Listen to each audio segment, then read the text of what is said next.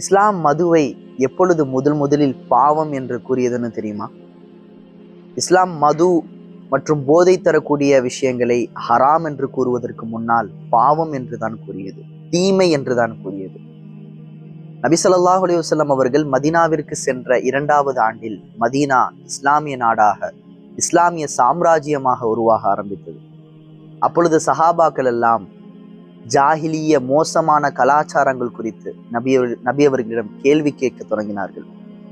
மதுவை குறித்தும் கேட்டார்கள்.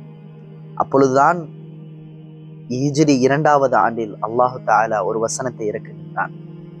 யஸ்அலூனக அனில் ஹம்ரி வல் மைசிர், நபியே உம்மிடம் மதுவை குறித்தும் சூதாட்டத்தை குறித்தும் மக்கள் கேட்கின்றார்கள். குல் ஃபீஹிமா இஸ்முன் கபீர் வ மனாஃபிஉன் லின்னாஸ், நபியே அவர்களிடம் நீ கூறும், அந்த 2 விஷயத்திலும் மிகப்பெரிய பாவம் இருக்கிறது, மேலும் பயன்களும் இருக்கிறது என்று அல்லாஹ் கூறுகின்றார்.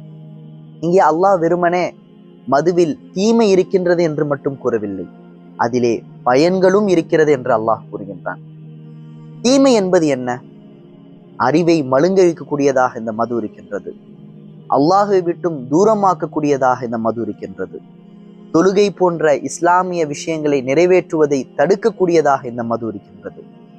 அல்லாஹ் இதிலே பயன்கள் இருக்கின்றது என்று கூறுகின்றானே, அப்படி என்றால் என்ன?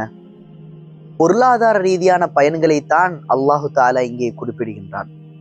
ஏனென்றால் அன்றைய அரபு உலகத்தில் மது விற்பனை என்பது மிகப்பெரிய அளவில் லாபம் ஈட்டு தரக்கூடிய ஒரு வியாபார பொருளாகவே இருந்தது.